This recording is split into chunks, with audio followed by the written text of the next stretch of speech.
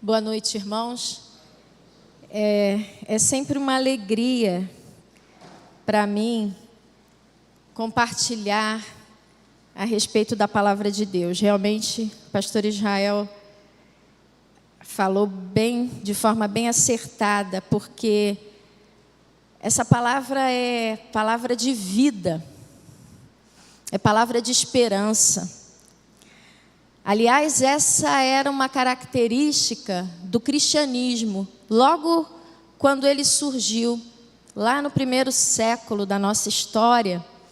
O que fazia os cristãos, que depois se tornou cristianismo, mas que naquele tempo era um grupo do caminho, o que fazia com que esse pessoal caísse na graça do povo, como fala o livro de Atos, é que essa mensagem que eles pregavam e que eles viviam, era uma mensagem de esperança, que nenhuma outra religião naquele tempo tinha para dar.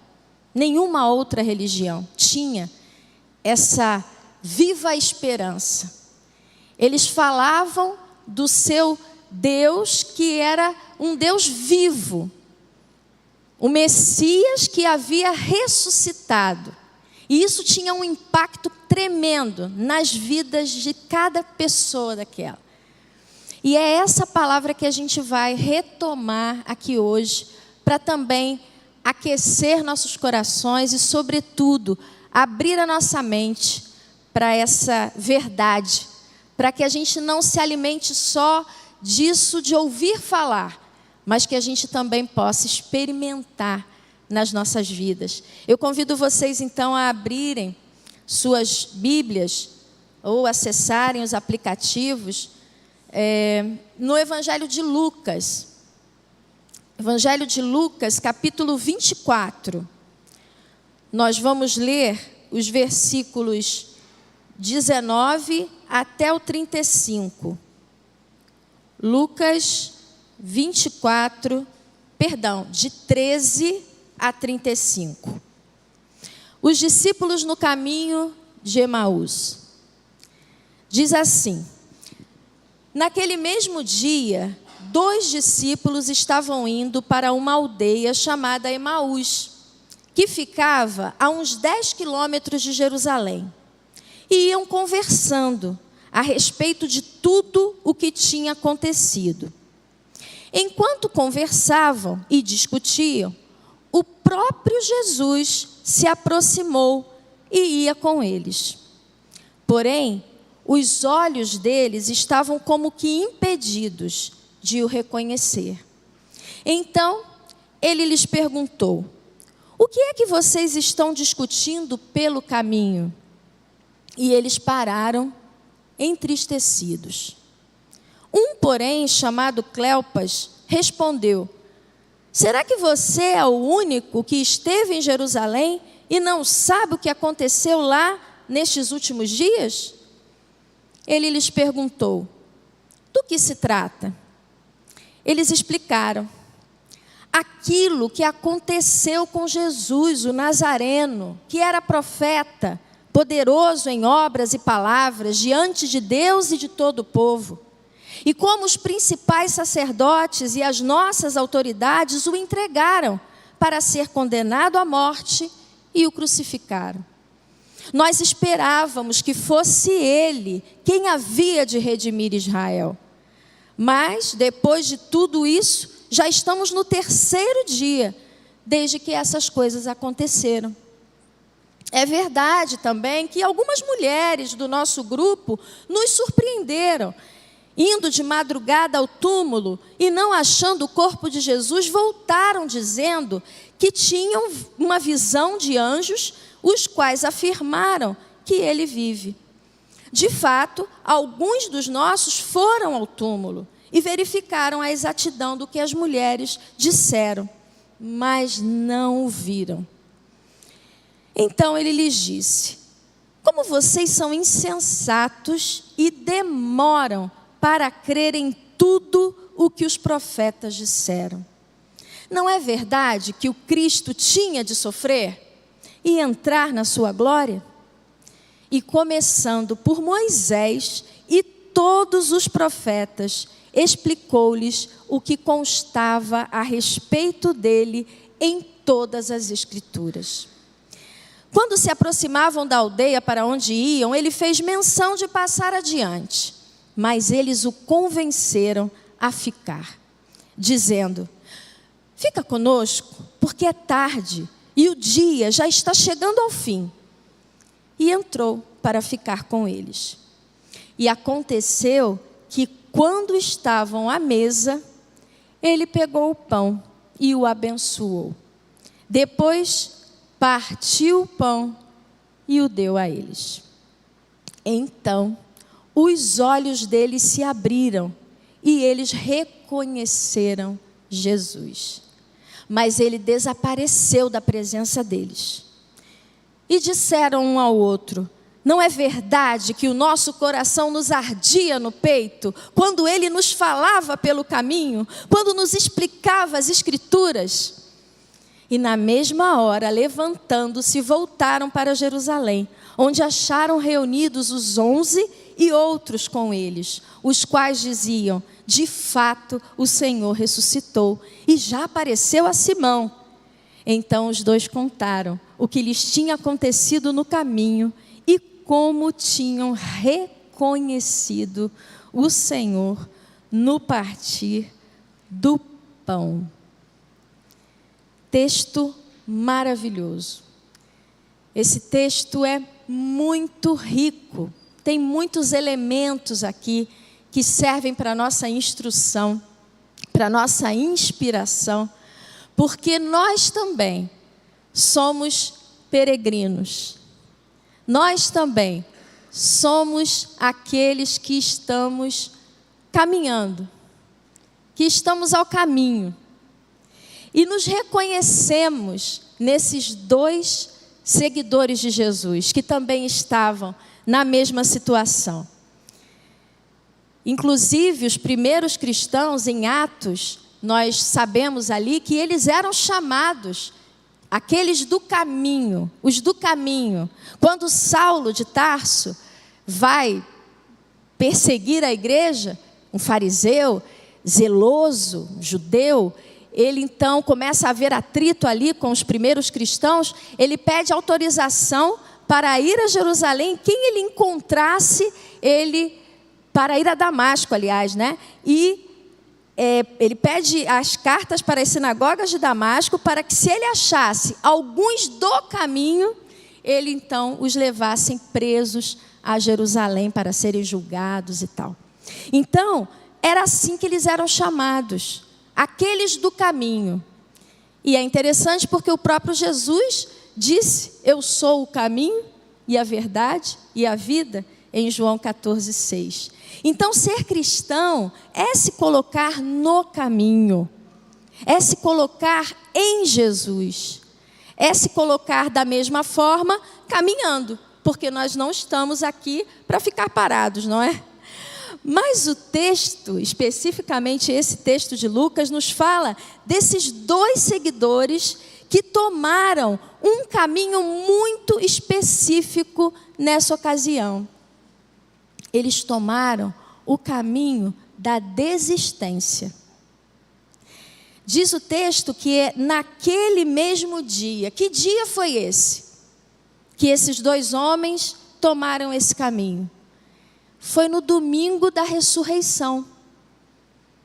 Havia acontecido a festa da Páscoa.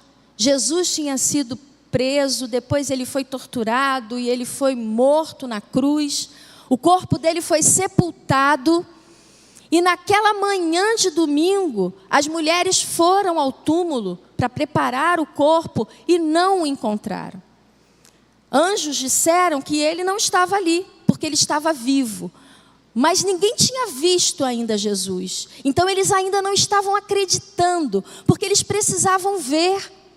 Quando as mulheres vieram com esse testemunho, os discípulos foram lá para conferir a informação e viram que realmente o túmulo estava vazio, o lençol estava lá. Mas não viram o corpo de Jesus, não viram Jesus. Então, uma crise se abateu na mente, no coração daquelas pessoas. Eles haviam depositado a sua confiança em Jesus e eles esperavam que ele fosse o Messias. Mas já tinha 3 dias da morte dele e cadê? Então esses 2 homens, eles desistem de esperar. Eles saem de Jerusalém. Eles deixam Jerusalém. E eles vão embora, voltando. E eles tomam o caminho do povoado de Emaús. Então, é esse caminhar da desesperança. Não sei quem aqui já passou por essa situação. Quando você caminha sem esperança, sem sentido. As coisas não funcionam, não batem. Uma angústia muito grande. Uma perplexidade diante de tudo aquilo que eles ouviram, que eles creram, mas que agora parece que tinha evaporado, sumido no ar. Então eles estão desse jeito, nessa circunstância. E aí é que eles vêm no caminho conversando sobre esses últimos acontecimentos. E olhem que extraordinário. É exatamente onde nós estamos, onde o ser humano se encontra, do jeito que ele está, que Jesus vem até nós. Em João capítulo 1 diz que o Verbo se fez carne e habitou entre nós. Jesus, Deus feito carne, caminha conosco no nosso caminho, que é o caminho da limitação, que é o caminho da desesperança, que é o caminho da perplexidade, da angústia, da dor. Jesus, Deus encarnado, caminha conosco no nosso caminho. É o que o pastor Israel falou agora há pouco. Para Deus isso não é vantagem nenhuma. A vantagem é toda nossa. Ter essa companhia. Mas, de imediato, aqueles homens não o reconheceram. E não é que às vezes acontece isso com a gente também? Muitas vezes a gente também pode não reconhecer a presença de Deus. Mas Deus faz isso. E Ele caminha com aqueles homens que estavam com os olhos, o versículo diz assim, né? Que, versículo 16, os olhos deles estavam como que impedidos de o reconhecerem. Os olhos estavam impedidos, estavam fechados. Eles não conseguiam reconhecer Jesus, porque eles o conheciam. Eles conheciam Jesus. Eles estavam com Ele, eles viram as obras grandiosas, eles viram os milagres, eles viram o partir do pão, eles viram tudo aquilo, mas eles não reconheceram Jesus. E aí, Jesus, além de se colocar no caminho junto deles, provoca os seus sentidos. Jesus é um mestre, não é? E Ele faz isso da forma como Ele sempre fez, perguntando. Ele quer saber de nós. E Ele fala assim: o que é que vocês estão discutindo pelo caminho? O que é que vocês estão comentando? Eles pararam e revelaram toda a sua tristeza. Estava estampado o abatimento, a tristeza. E eles param então diante de Jesus e um deles, chamado Cleofas, diz assim, ele responde em forma de pergunta também, né? Ele diz assim: será que você é o único que esteve em Jerusalém, porque está vindo de lá, e não sabe o que aconteceu lá nesses últimos dias? Eles tomam aquele caminhante como sem noção, né? Como assim? Desinformado? Não está em nenhum grupo de zap? Ninguém te mandou as últimas notícias? O que estava acontecendo? Você está fora do ar? Como assim? E Jesus insiste e continua como o mestre que ele é. Faz outra pergunta. Do que se trata? E eles então explicam. E aí é interessante, irmãos, porque eles dão um testemunho a respeito de Jesus. Eles dão o testemunho que eles podiam dar naquele momento, que eles são capazes de dar naquele momento. Até ali, eles caminharam e eles viram tantas coisas, mas ainda faltava algo muito importante na vida deles. E eles então dão esse testemunho, dos versículos 19 a 24, eles falam sobre o Jesus Nazareno, aquele que é profeta, poderoso, da parte de Deus, faz obras e palavras maravilhosas diante de Deus e do povo. Os principais sacerdotes e as autoridades o entregaram para ser morto e ele foi crucificado. Esse é o testemunho deles. E aí, eles continuam e falam assim, inclusive, né, nós esperávamos que fosse ele quem havia de redimir Israel. A esperança que os judeus tinham, a esperança messiânica, não é? De um Messias político, que fosse trazer a glória dos tempos de Davi de volta ao povo de Israel. E então, Jesus ouve tudo aquilo. E eles falam também, né, que havia o testemunho de algumas mulheres que foram lá, viram o túmulo vazio, né, e que anjos falaram que ele estava vivo, mas ninguém viu. E falaram que outros discípulos foram lá e também não viram. E aí Jesus, que é o mestre, que caminha conosco nesse caminho nosso da incerteza, nesse caminho nosso da limitação, ele então caminha na construção do nosso entendimento e da nossa fé. Jesus então faz assim um aulão com eles, sabe, um simulado, né? Um supletivo ali. Eles tinham ficado de segunda época, gente, com certeza, né? Só o fato deles terem falado aqui da esperança messiânica, né? Que ele iria trazer a glória de Israel, já mostra que eles tinham ficado de recuperação. Mas aí Jesus faz aquela recapitulação. Começa então a falar com eles, e aí dá um puxão de orelha também, né? Fala assim, como vocês são insensatos e tardos, e tardios, e lentos. Vocês são lentos, né? Para crer. Demoram, né? Para crer. Não é verdade que o Cristo tinha de sofrer e entrar na sua glória? Não lembram disso? E aí, ele começa lá em Moisés, lá no Pentateuco, e vai até os profetas, falando de tudo que constava a respeito dele. Porque é isso, as escrituras, elas apontam para Jesus. Ele é o centro da revelação de Deus. Então está tudo ali. Chat GPT, fichinha. Jesus pega e faz ali, ó, na hora.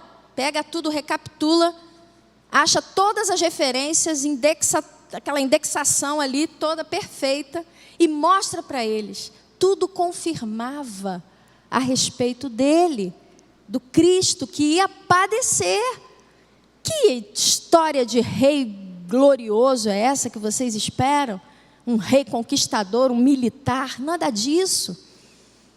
O Cristo ia padecer para que pudesse restaurar a sua glória. E aí, eles então continuam ouvindo aquilo e chega um momento que Jesus faz menção de que ia continuar, mas eles precisam entrar para a aldeia deles.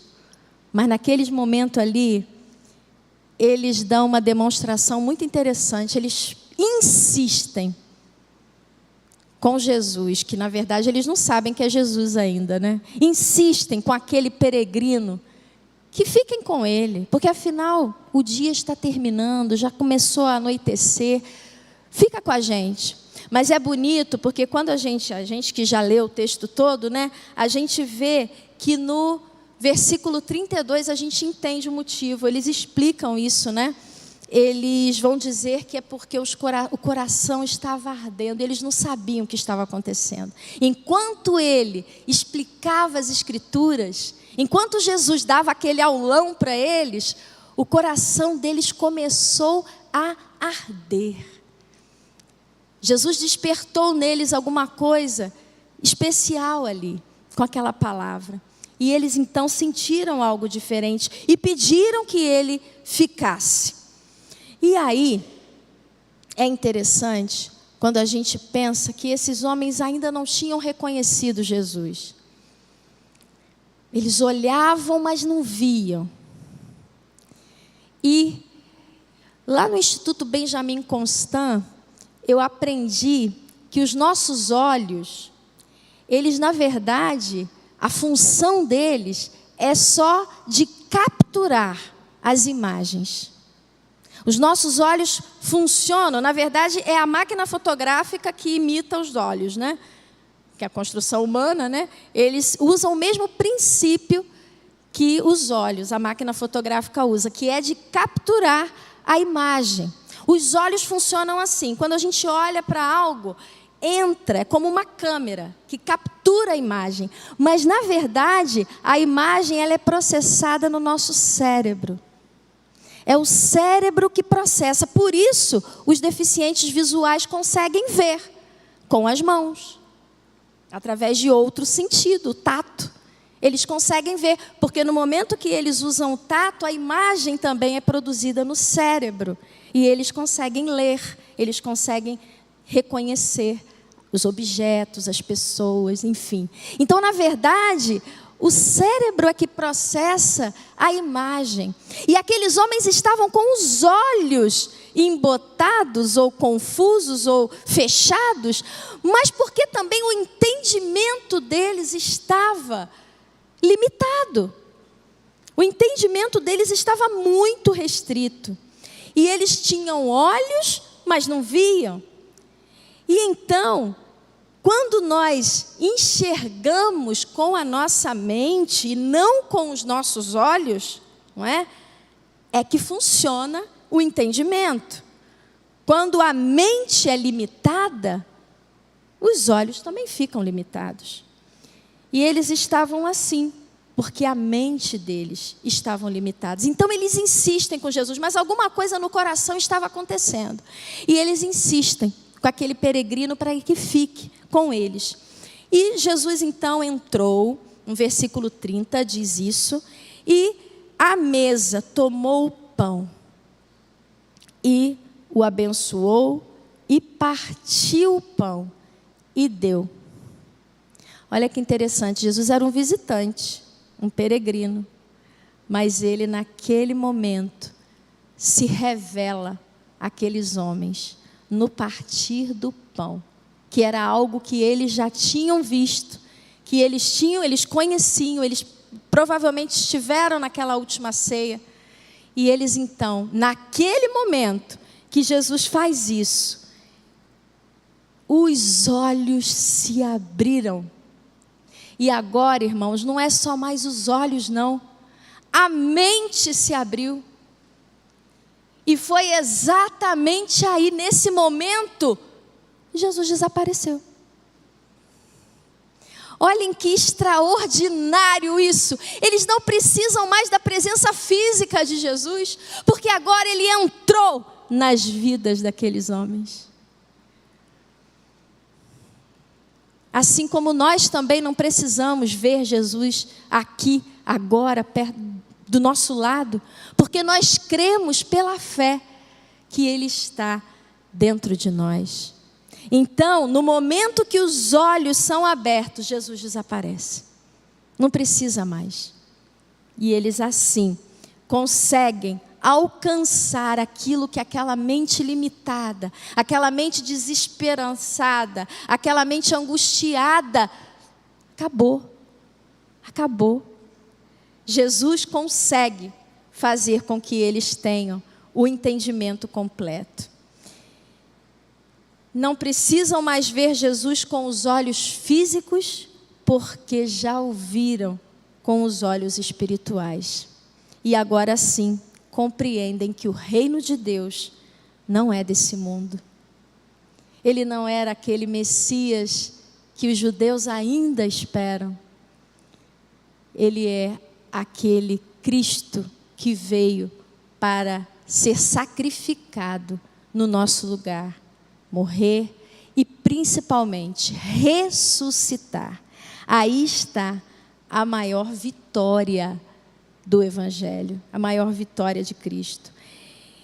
E então, eles, na mesma hora, eles voltam para Jerusalém. Não importa se anoiteceu, porque lembra que já estava ficando de noite? Era perigoso, era ruim ficar andando de noite, não importa mais agora. Eles voltam com o coração acelerado para Jerusalém, porque eles têm que compartilhar isso com os outros, que estão lá ainda sofrendo, ainda tristes, ainda perplexos. E eles então retornam imediatamente para Jerusalém, e chegando ali, eles então encontram os 11 reunidos, e eles falam com eles que realmente o Senhor ressuscitou, e eles já sabiam disso. Os 11 ali falam, realmente, ele já apareceu inclusive a Simão Pedro. Nós já sabemos disso, e nós cremos também, não é? E aí os dois contaram o que eles experimentaram no caminho e como eles reconheceram Jesus no partir do pão. Em 1 Coríntios 15, 14, o apóstolo Paulo diz assim: se Cristo não ressuscitou, é inútil a nossa fé. E também é inútil a nossa pregação. Se Cristo não ressuscitou, nada faz sentido. E é exatamente essa a pregação daqueles primeiros cristãos. Jesus ressuscitou. Essa era a mensagem que eles iam compartilhando nos caminhos por onde eles andavam. Porque isso sim é a vitória da vida. E enquanto eu estava lendo esse texto, eu não posso também deixar de lembrar de Jó, que sofre tanto, que também se sente abandonado muitas vezes, é criticado por sua esposa, pelos seus amigos, e só no final Jó vai chegar para Deus e vai dizer assim: eu te conhecia de ouvir falar, mas agora te veem os meus olhos. Esses seguidores de Jesus experimentaram da mesma forma, porque tudo aquilo que eles aprenderam ali, naquela escola que eles viveram 3 anos ali com Jesus, naquele encontro, no caminho, cheios de tristeza, de desesperança, eles puderam resgatar toda a compreensão do que é o Evangelho de Deus, o que é a vida cristã. Nós precisamos então pensar nas nossas próprias vidas, como é que nós temos conhecido Jesus, o que Ele é para nós. Ele tem servido para aquecer nossos corações são aquecidos em alguns momentos da nossa vida. Às vezes a gente participa de um culto, a gente participa de um retiro, a gente participa de uma atividade e isso aquece o nosso coração. Isso é muito bom, mas isso não é suficiente. Nós realmente temos a nossa mente restaurada, a nossa mente transformada. Porque a conversão é isso, é mudança de mente. A nossa mente precisa ser transformada, restaurada, para que nós possamos enxergar Jesus, reconhecer Jesus. E Ele está aí, à nossa disposição. E é bonito a gente ver como eles dizem no versículo 35, os dois contaram o que lhes tinha acontecido no caminho e como tinham reconhecido o Senhor a partir como tinham reconhecido o Senhor no partir do pão. Olha que bonito isso. Um gesto, mas um gesto que tem um significado muito profundo e que inaugurou e que marcou a diferença para a igreja cristã existir. É no partir do pão que nós nos reconhecemos como irmãos, como parte do corpo de Cristo, do próprio Cristo, que transforma a nossa mente e o nosso coração.